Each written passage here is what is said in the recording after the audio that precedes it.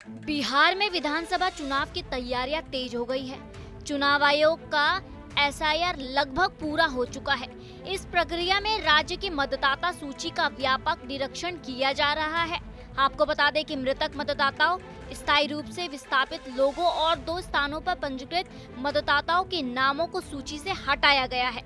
इसके साथ ही नई पंजीकरण प्रक्रिया में आए मतदाताओं के नाम जोड़े गए हैं। इसका मकसद है कि आगामी चुनाव में केवल सही और वैध मतदाता ही अपने अधिकार का इस्तेमाल कर सके।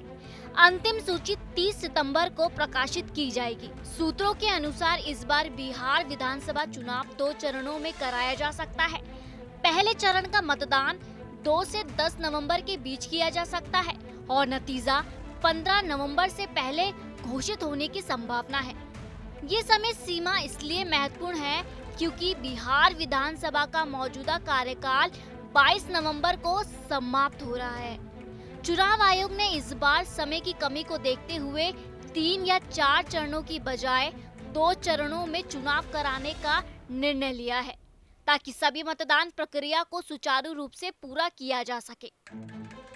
आपको बता दें कि एसआईआर के तहत मतदाता सूची से अनावश्यक नाम हटाने और 2 स्थानों से पंजीकृत मतदाताओं को बाहर करने का असर इस चुनाव में स्पष्ट दिखाई देगा। 2020 के विधानसभा चुनाव में बिहार में लगभग 57% ही मतदान हुआ था, जबकि इसे राजनीतिक दृष्टि से अत्यधिक सक्रिय राज्य माना जाता है। इस बार चुनाव छठ के बाद कराने से न केवल बाहर गए मतदाता मतदान में हिस्सा ले पाएंगे, बल्कि मतदान प्रतिशत में भी उल्लेखनीय वृद्धि होने की उम्मीद है। दशहरे के बाद चुनाव आयोग राज्य का दौरा कर चुनाव तैयारियों का जायजा ले सकते हैं। इस दौरान आयोग विभिन्न जिलों में मतदान व्यवस्था, सुरक्षा इंतजाम, चुनाव कर्मचारियों की तैनाती और तकनीकी तैयारियों का निरीक्षण करेगा। आयोग की ये तैयारियां सुनिश्चित करेगी कि चुनाव सुचारू और निष्पक्ष तरीके से संपन्न हो। इसके बाद ही चुनाव कार्यक्रम की आधिकारिक घोषणा होने की संभावना है, जो लगभग 7 अक्टूबर के आसपास हो सकती है। राजनीतिक दल भी इस बात के पक्ष में है कि चुनाव छठ के तुरंत बाद कराया जाए। उनका मानना है कि इससे त्योहार के दौरान बाहर गए लोग अपने वोट का अधिकार आसानी से इस्तेमाल कर सकेंगे।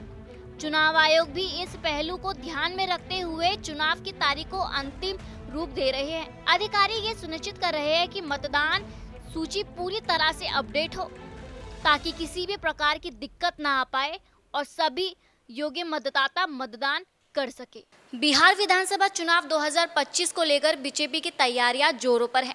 केंद्रीय गृह मंत्री अमित शाह आज 26 सितंबर से 2 दिवसीय बिहार दौरे पर आ रहे हैं। यहां बेतिया में पार्टी नेताओं और कार्यकर्ताओं के साथ बैठक करेंगे। इसके बाद वे पटना आएंगे और कोर कमेटी और चुनाव प्रबंधन में लगे नेताओं के साथ महत्वपूर्ण बैठक करेंगे। कल यानी 27 सितंबर को अमित शाह समस्ती के सराय रंजन और फिर अररिया जाएंगे। इन जगहों पर भी पार्टी नेताओं और कार्यकर्ताओं के साथ बैठक होने वाली है। बैठकों का मुख्य एजेंडा है कि पिछली बार जहां पार्टियां कमजोर रही, वहां इसे और मजबूत करना होगा। एनडीए के साथी दलों को सहयोग देना होगा और फिर गठबंधन के नेताओं के साथ समन्वय बनाए रखना होगा। संक्षेप में कहा जाए कि अमित शाह का ये 2 दिवसीय दौरा चुनाव की रणनीति और संगठन को मजबूत करने के लिहाज से बेहद अहम माना जा रहा है। कैमरामैन प्रिंस के साथ मैं सोनम करुण, टीवी 100 नोएडा।